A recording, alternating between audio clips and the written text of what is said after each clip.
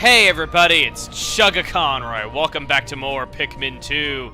In the last episode, we paid off the debt and returned to our home planet, only to find we had forgotten Louie. In this episode, we have discovered the Wistful Wild that we can go to, but before we do anything, we're gonna go to our treasures.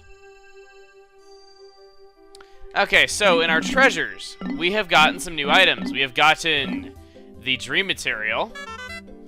This is yet another object I've recently discovered that is beyond my wildest dreams. It doesn't conduct electricity, and it can erase marks left by pencils with remarkable ease. Sadly, the more you use it, the more it rubs away into oblivion. In a way, it reminds me of my job. I love that line. And now, we have Professional Noisemaker. I recently took a team of blue Pikmin on an expedition to explore a submerged cavern. While exploring the watery cavern, I encountered some very strange phenomena. It was a very strange place, and I'm still wondering if it was all just a dream. I found this curious treasure in the cavern, so even if it was an illusion, I am even more confused. I named that confounding place the Submerged Castle. At least he didn't say that he named it after he was already gone. There were a few treasure, actually. There was actually one treasure that you guys were saying that you really wanted me to read. At least one of you was. And I said in the comments that I would do so. So, because of that, somebody said this was particularly funny. Where is it? It's in the Nature's Candy set. Where is it? Or series, rather. There it is, Toxic Toadstool. This dubious morsel doesn't look to be the world would be very agreeable with my innards. However, I bet Louie would like to try a bite. His appetite is insatiable, and he's always cooking up tasty meals. I'm glad that on this expedition, our ship's reactor can power our life support systems indefinitely. This will give us all the time we need to thoroughly examine all the treasures we recover. I don't care if the president wants us to hurry. I've had enough of his hassling. I think I'll move more slowly just to cause him indigestion. And now that the president is with us, I don't think you'd want to say that too loudly. Okay, so now we're going to show the two bosses that we fought, though, but there was actually an entry in the Piclopedia that we got recently that I myself would like to show. The Mamuta. Now, all of ours isn't too interesting. Louie's, though, however, are really funny. Tastes like chicken. That's it! Just inedible, tastes like chicken. That's the entire entry. Love that. Okay, so, going here, we have the giant bread bug. This gargantuan species of greater breadbug family has a torso perfectly square that almost seems like it was formed in a mold. Brief period of birth, the giant breadbug competes for food with smaller breadbugs, but upon reaching maturity, it seeks out much larger prey. This is the primary reason that the two species which with similar feeding habits can coexist in the same habitat.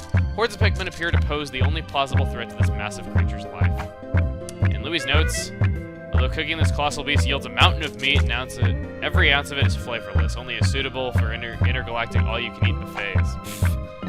And now, the Water Wraith. Oh boy! Let's read this entry, because I just cannot wait to forget about this thing soon enough. Unknown family.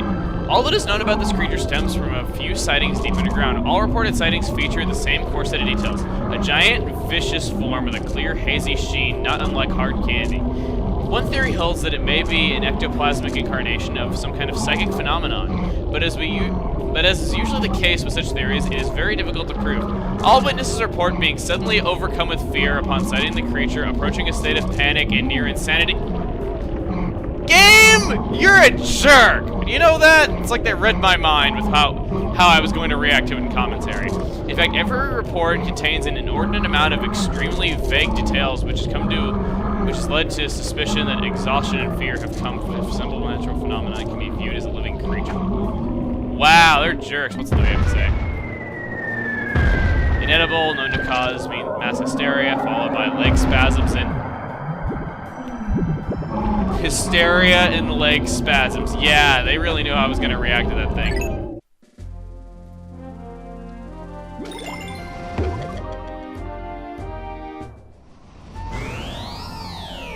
Alright, and now that we're back here, we're going to be going into the Wistful Wild. Now, we could go to the Valley of Repose and knock out the last dungeon we haven't gotten there, as well as the last above-ground treasure. We could go to the Perplexing Pool, knock out the last dungeon there, and get the remaining above-ground treasures, because we don't have hardly any. But, even though I would normally go to the Wistful Wild last, after getting 100% in the other three areas, we're going to go there now, just because I want to show it to you guys, because it's new. And I actually want to mix things up a bit, because we've been spending the past quite a few videos in the Perplexing Pool. So, let's go here, a place we haven't seen yet. Look at all those tough enemies on this fly-in. Okay, so, like I said, normally you're going to want to go here later, though, so if you're following along, you might want to do, like, another day at the Perplexing Pool or Valley of Repose or something like that. But this is where we're going here, though. This, just warning you, place is really challenging. Mr. President, you've arrived. My scans indicate that this planet is still heavily laden with treasure. We shall make Hokotate Freight the golden indisputable king of deep space long-haul freight. Then everyone will be gaudily clad in gold, like me. No, I am unique and beautiful. Yes, yes, now that he's clad in gold, he has a massive ego. I love that. Olimar, I must ask that you take extreme care as to not insult or endanger our president. For now, where could Louis be? To be stuck on an uncivilized planet with no food at all. I am concerned. You must waste no time in finding him. For once, he cares about someone other than himself and the president. Who would have thought?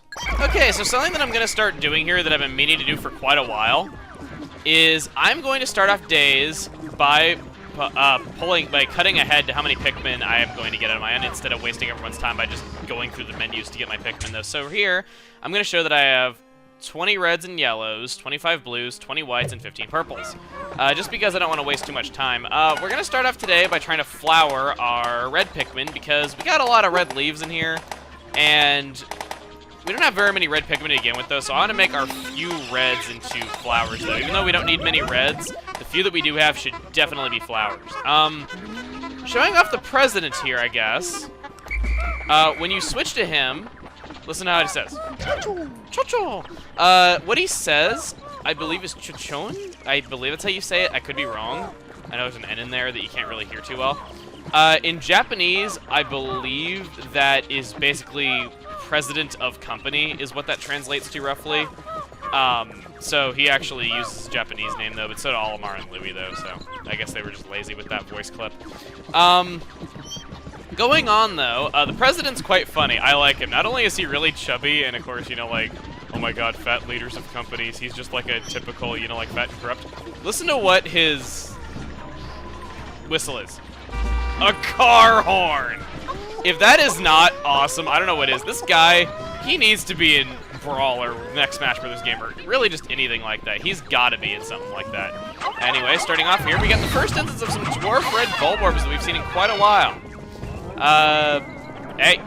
Okay, so, when you start off here, you're gonna notice treasure right there. And you're gonna be thinking, oh wow, free treasure, this game's actually being nice. Guess again!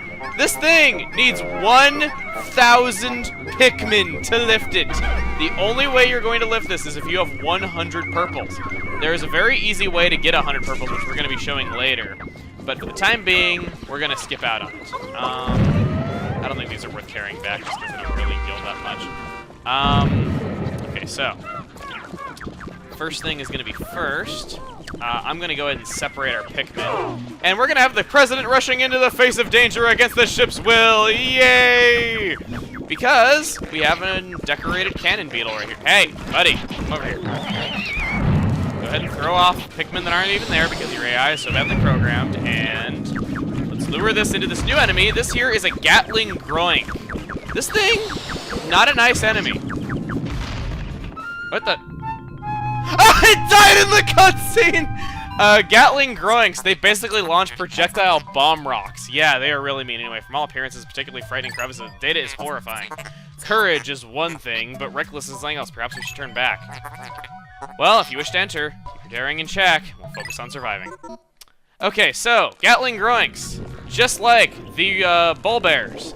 They come back to life if not taken care of properly. So we're going to have to hurry up and carry that thing back to base. So we're going to hurry up and take out the decorated cannon beetle. I probably should not have brought all my Pikmin with me, though, but whatever. What's wrong with it? Good strategy would be to get up on that ledge and throw Pikmin down at him. So we're going to do that. Come on, because he can only launch those boulders, so he can't really do much of anything. Okay, destroy! And now we want to hurry up and carry this guy back like hell. Because if we don't, he's going to come back to life. Carry him back too, I guess. And sure, why not? Okay. So, that thing has got yellow health. You! Snitch bug! You and me! You, me, and a bunch of carrots. Come here. Come here. Come here. Come here. Come here. Come here. Come here. Dude, stop missing every shot. God, President's got a lousy throwing arm. Ha ha! Finally, okay, no more of that. We're going to want to take care of these eggs over here. Come on, stop laying around. I like how the purple Pikmin lay down in like a sexy pose. They're like swooning and all that. It's funny. Okay, so let's get these eggs, see what's in them. Come on, give us potions. Now, there is a very easy way to get potions here in the Wistful Wild after day 30 has passed, but obviously it's not going to be for quite a while. Probably not even going to get to that day number in the LP before getting 100%. So we're just going to want to, oh! Our first white Pikmin death of the project! Whenever a white Pikmin gets eaten, a white Pikmin will do a ton of damage to the enemy that ate it, often insta-killing them even.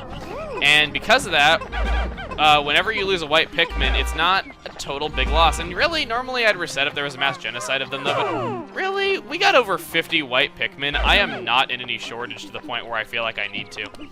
So, anyway, here we got yellow Wollywog, got a fiery Blowhog, across water, I might add, plus a cloaking burrow net. Okay. Toss our blues. I got the blues! I made that joke already. Okay, well, we lost a blue to him, though, but... Yeah, oh, right, we're spreading Pikmin. I was like, how do we have 99 still? Okay, so back over to Olimar. And now, gonna go ahead and get our Pikmin back really quick. Alright, so while the President is working on that over there, we're going to go this way and try to clear out some of the stuff that we can do over here. Maybe get some above ground. Guys, stop picking the rocks. Guys! Get over here. Thank you. Okay.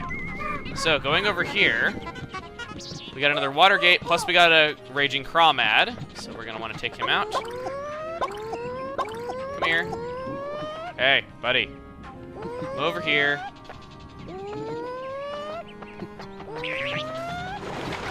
Ha! Destroy cannon! Destroy beam! Destroy something! I forget what his other moves were. I love Destroy, man. Hopefully you guys know what I'm talking about. It might be a little bit, I wouldn't say it's an obscure game, though, but it might be something you guys haven't played, though. But anyway, no! Guys! You idiots! You idiots! Okay. Right there, if it was not so narrow, I could have showed something off. If you got drowning Pikmin, you can basically toss your blues onto them, and if you throw blues at your drowning Pikmin, the blues will throw them to shore safely. Feature works a lot better in Pikmin 1 and Pikmin 2 than it does in Pikmin 1, though, so I'm kind of bringing it up more in this game, though, just because in the first game I found it to be kind of buggy. Even though a lot of people in the comments are like, no, it's not buggy, it works. That's just me. I kind of found it a little bit buggy in the first game. Guess I'll head ahead to them getting this built, just because it looks like it's going to take a while, and so is this.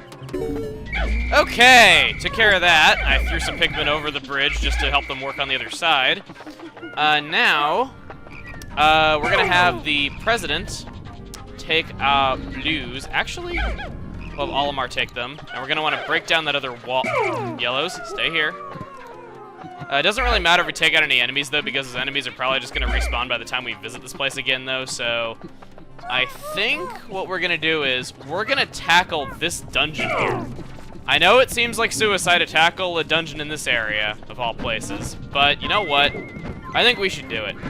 I know it sounds, like I said, I know it sounds suicidal. And believe me, it is, because these dungeons are no joke. These are among the hardest dungeons in the game, as well as some of the most ridiculously long. So, we're going to try to take care of one of these dungeons. I know I'm probably going to regret it. I know it's probably not a good idea. No, I know it's not a good idea, but we're going to do it. Okay. Now, this area real quick, right here. This area look a little bit familiar? You can't really see the markings on the ground below this, though, but guess what? Those markings on the ground, this is part of the final trial. Yeah, it actually is the final trial. And in another area of this, if I can go into my map, over here, I believe. This is the same geography as the impact site. So this area is the impact site and the final trial from the first game, basically fused together into one. The last thing we're going to do here is we're going to break down this rock, and then as soon as this rock is broken, we're going to go in there. There might be Bulbmin in there, but you know what? A lot of people always say, like, no, don't go into dungeons with 100 Pikmin, though, because then you get Bulbmin. To be honest, though, in a lot of these harder dungeons, because I lose, like, easily 10 Pikmin anyway, I usually don't really hurt too much from not having, you know, Bulbmin, though. Alright, so with those in hand, By the way, I gotta say, I haven't mentioned it yet though, but even though it's really faint, I love the music in this area. Let's see what we got here.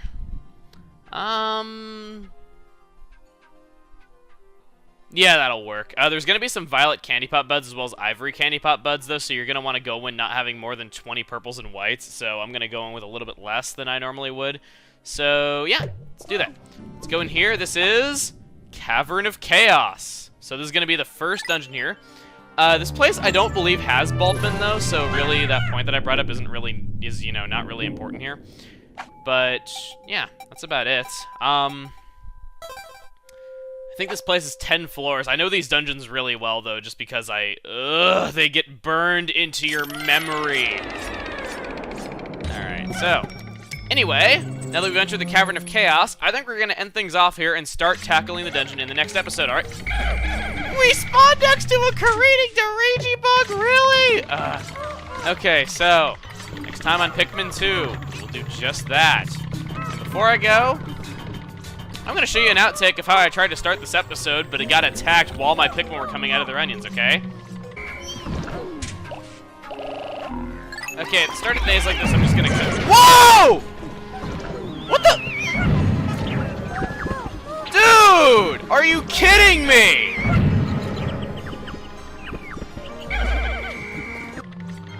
Alright, see you guys then.